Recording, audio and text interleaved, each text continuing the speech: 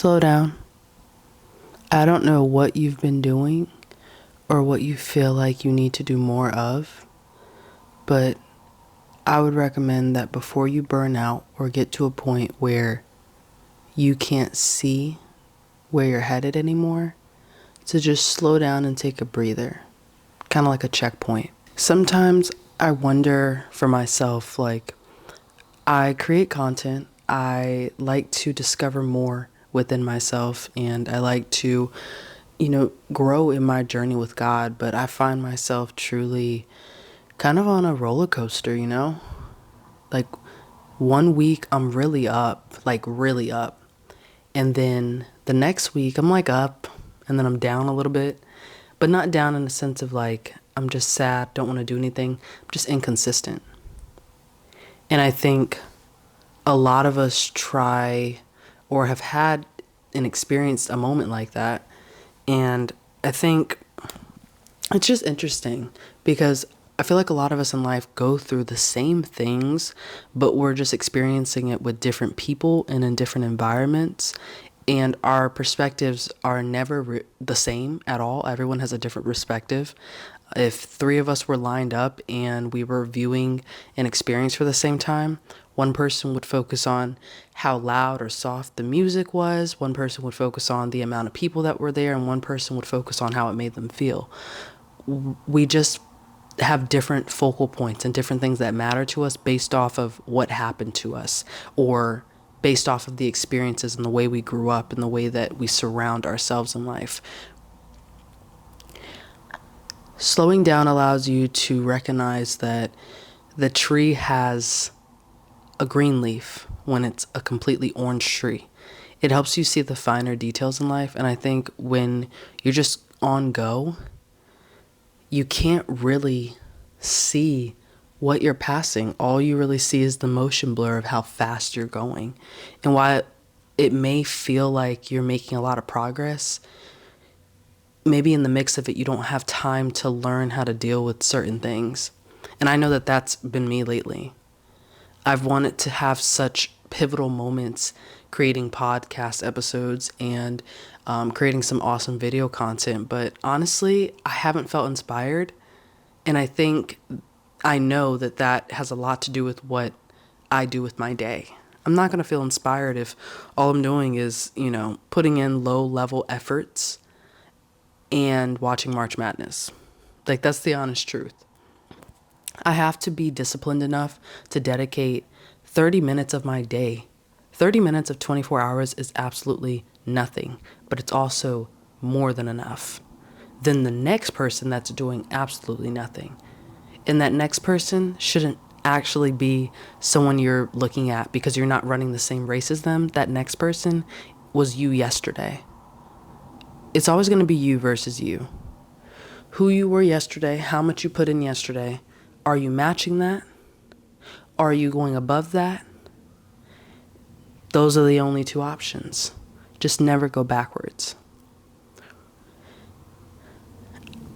When you're in a rut and you feel like, wow, I don't really know. I don't really know what I'm doing, where I'm going, if I'm going in the right direction. You just stop and you sit down for a while. That could be 5 minutes, 10 minutes, an hour. It's however long you feel like being there so that you have time to figure out, how do I feel?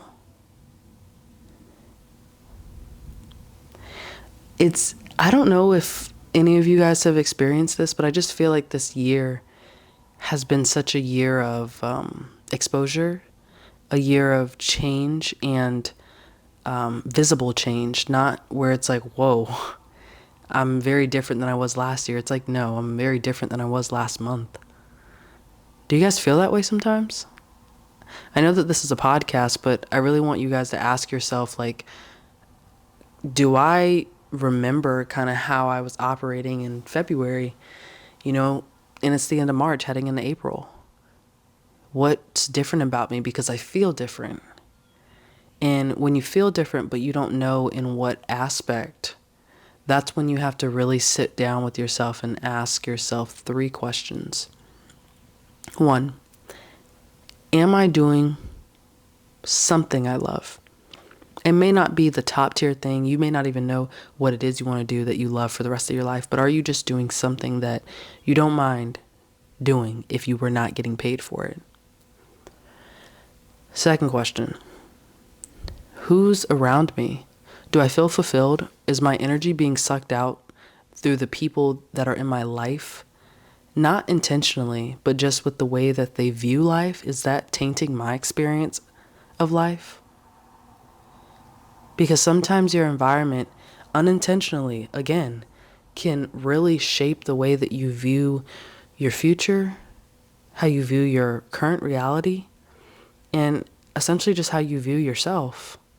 So it's important to make sure that even if you have people or experiences or environments that are like that, because you can't control everything in the world, you can barely control anything. You can only control how you feel and how you show up in those moments. You limit how much you expose yourself to that. I know several of my friends that have mentioned to me that they have good friends in their corner, but they know that they can't ever really be best friends with them because the way that they view life and the way that they're operating right now in their life isn't somewhere that's going to positively push them forward. So they have limited access to them. And I think that's the healthiest space to be. You don't have to cut someone off unless it's completely detrimental for your health, but you do have to realize, is this kind of energy I'm surrounding myself with, and how much of it you're surrounding yourself with, is it going to hinder me or is it hindering me? And I just haven't realized it till now. Last question you have to ask yourself is, what am I doing to help me understand the complexities of life?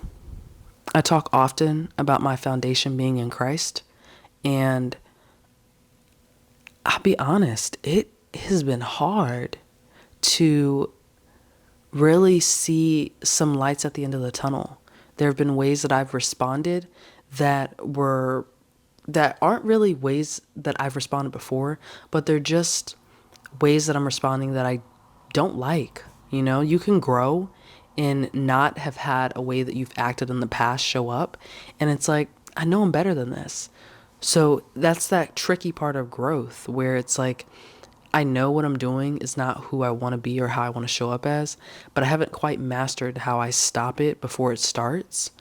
And so that's where slowing down and answering all those questions, however long they may take, but not too long to the point where you're in analysis paralysis, where you just never make a decision or you never choose what to do because you just don't know what to do.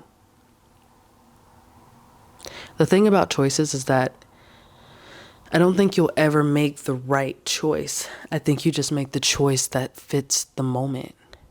And when you become okay with that, take away whatever that experience gives you.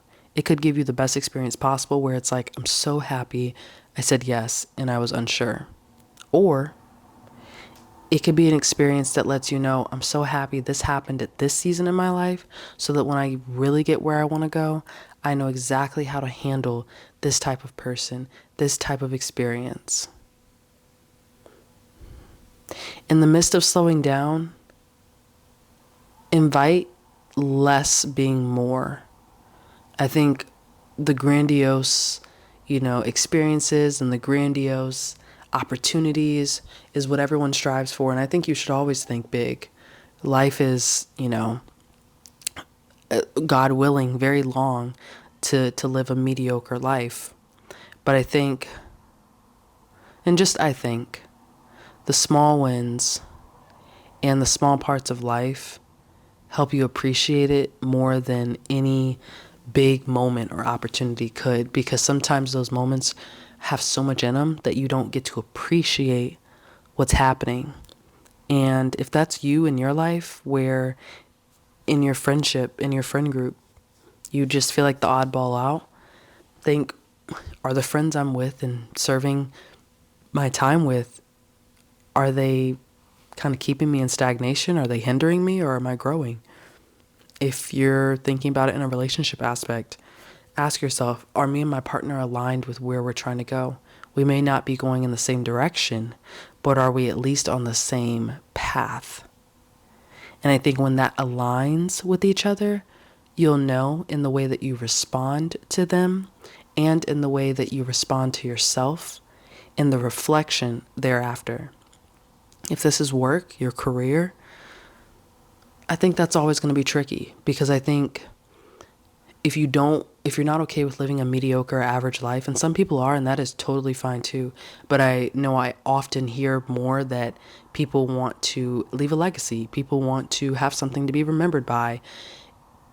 If you're not in that space in your career, what can you do when you're done with your 9 to 5, or your 8 to 4, or your part-time job, that can put you in that space of getting to where you'd like to be business wise?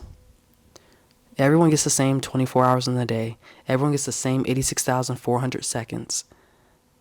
You have to decide how much effort you put into it. It would have been nice to just continue laying in bed and not make this podcast episode, because that's what felt good.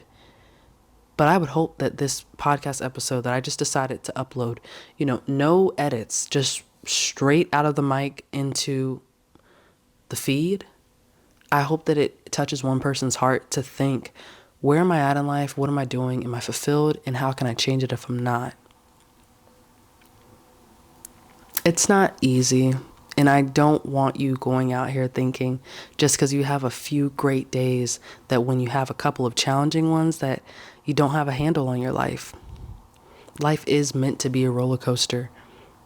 But you have to figure out how, in the midst of those ups and downs, you enjoy them. And you're going to come back to having logical thoughts and answers when you're calm and when you can see clearly. But it's in those moments that you can't see the clearest, that when you show up the way that you'd like to, that you start realizing that growth is starting to happen. So you have to evaluate or reevaluate your experiences and environments in order to see new for you. Slowing down doesn't always physically mean slowing down. Slowing down could just mean stay where you're at. Look deeper into where you're at. It's not always about the next big thing. Sometimes it's about the moment, because you'll never get this moment back. You'll never get March 30th, Saturday, 2024 ever again.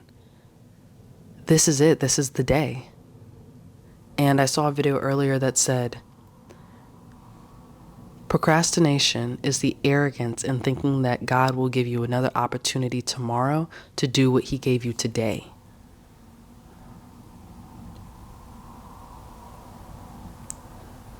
Think about that. When we go to bed at night, God willing, we wake up tomorrow and continue out a purpose that he has for our life. But in the midst of that, you make sure that you live every day to the fullest that you can, whatever the fullest of that day looks like. It doesn't mean going out and skydiving and bungee jumping, every day of the week. It means if all you did today was go outside and appreciate this beautiful earth, then that's a day well spent, because you appreciated the moment, you appreciated the life around you and the life you're living. If that also looks like jumping on a boat and hanging out with some friends and having the best day of your life, then so be it. But it means to not procrastinate in the life that you are living. It's not the life that you can live, will live. You're living life right now. So slow down long enough to enjoy what's around you, to see what's around you. But don't stay behind too long to where you get stuck in this analysis paralysis of, this feels good, but I don't know what's next. Just choose. There really isn't a right and wrong answer. There's just a choice. And whatever choice you make, it yields the kind of life that you decide to live.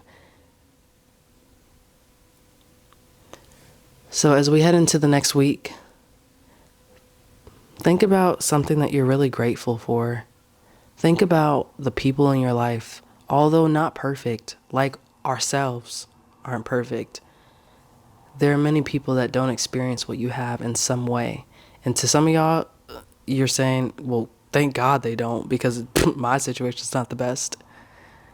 But sometimes really think, even if your situation's not the best, you have knowledge that other people that have other scenarios, other situations, could never fathom how to like think through. If you grew up in a difficult environment, in such a challenging environment, you have a kind of grit, a kind of perseverance in you that's like, I've seen worse. So whatever life tries to throw at me really can't make me fold. It really can't change how I'm going to change my situation, because I know what I'm capable of. And if you're someone that life's been pretty good for you, but you just feel lost, you feel like, yeah, everything has been going well, but why don't I feel fulfilled? Look outside of yourself sometimes. Look outside of yourself. Put yourself into some kind of community. Go volunteer with dogs. Go volunteer at a soup kitchen. Like, go get out and find like-minded individuals that share the same either values, beliefs, just that share similar wants and desires as you. Because you find the most fulfillment when other people are involved. That is the truth. When it's just you, it's good. But when it's you plus others, it's great. Don't isolate yourself because society could be better. You make the most out of your life because this is all you get.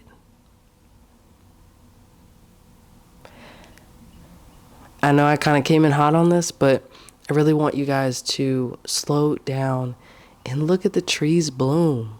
Look at the wind rustling through things. Like, it's really just as simple as that.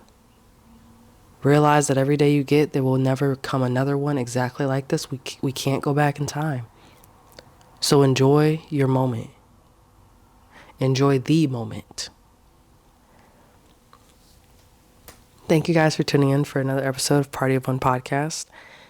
As you go into this next week, remember to keep the path as positive as possible. And then just be okay with what happens. How you respond to it is how your life shapes out. And you can shape it however you choose to. I'll see you guys on the next episode of Party of One podcast. Peace.